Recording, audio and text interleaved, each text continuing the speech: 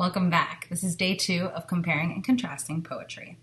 Hopefully you guys were able to finish the assignment. We started together. They were 2 very short poems, and we're just really trying to practice those skills so that you can do them on a little bit longer and harder poem next. Okay, so our objective and learning target are the same for today as they were yesterday. And before we go over the answers from yesterday, let's talk a little bit, reminding us what we're looking for. So these assignments that you're doing, you are comparing and contrasting the author's use of word choice and form, rhyme, rhythm, voice in poetry, okay? So let's go over what you did yesterday and see if you got the same answers as me. All right, we already went over the first couple for Fire and Ice, so I'm just gonna focus on Dreams. Okay, the poem Dreams has 8 lines, if you count them, and it has 2 stanzas or poem paragraphs, okay? Similarly, to Fire and Ice, it also has a rhyme scheme. Okay, hopefully you guys were able to find that out yourself, and these were the words that rhyme.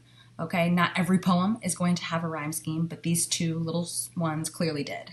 Okay, and for number 3, okay, when we're considering the voice of the poem, all right, for Fire and Ice, it was very easy for us, okay? The author used the pronoun I repeatedly, okay? So we knew the author was speaking as themselves.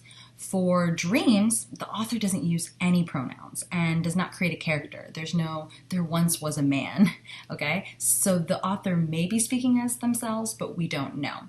Now, when it comes to voice in poetry, this is going to be something that's always tricky, okay? We don't know if it's always how the author feels, okay? We can only pick up on the little hints. For Fire and Ice, Robert Frost gives us little hints by saying I and things like that.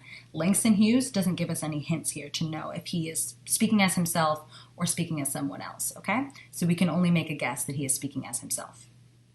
Now, lastly, you did figurative language a couple weeks ago, so this should have been a review for some of you. And there's a couple examples of figurative language in each one. I only said you had to identify one. For Fire and Ice, tasted of desire is a great example of personification. We know we can't physically taste desire. You also may have found favor fire, which is an example of alliteration. In the poem Dreams, there's also examples of personification because it says dreams can die, like a person or an animal, okay? Each stanza of the poem also ends with a very, punching metaphor about life. Life is a broken winged bird that cannot fly. Life is a barren field frozen with snow. Okay, so there's lots of examples of figurative language in those 2 poems.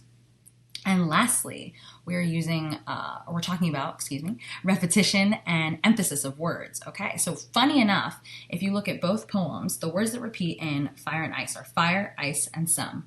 And for Dreams, it is hold, dreams, life. And really, those 3 words for each poem are kind of the core message that the author was trying to get out there anyways, okay? For Fire and Ice, Robert Frost is saying the world is split into these 2 groups of some, okay? Of deciding how they think the world is going to end, okay? So it really punches the message of his poem right there.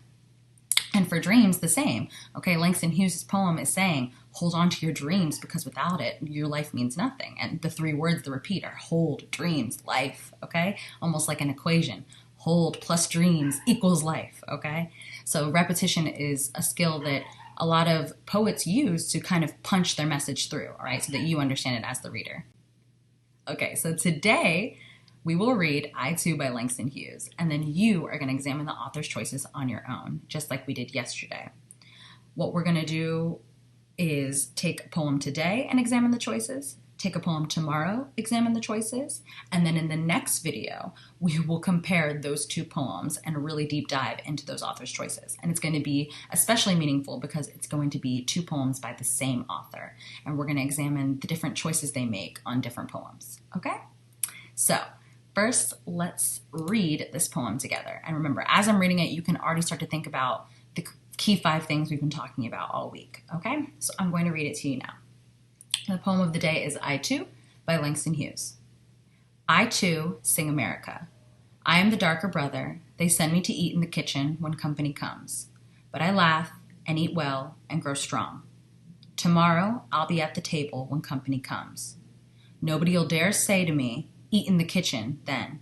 Besides, they'll see how beautiful I am and be ashamed. I too am America. Okay, and just like yesterday, reread the poem closely and try to answer the questions on your own. Don't be scared. These are the same questions you answered yesterday, but just with a different poem, okay? If you need help, you can always go back to yesterday's video and it'll help refresh your memory on the things we learned. Okay? As always, we're going to go over it tomorrow, so don't worry. Okay? Good luck. See you tomorrow.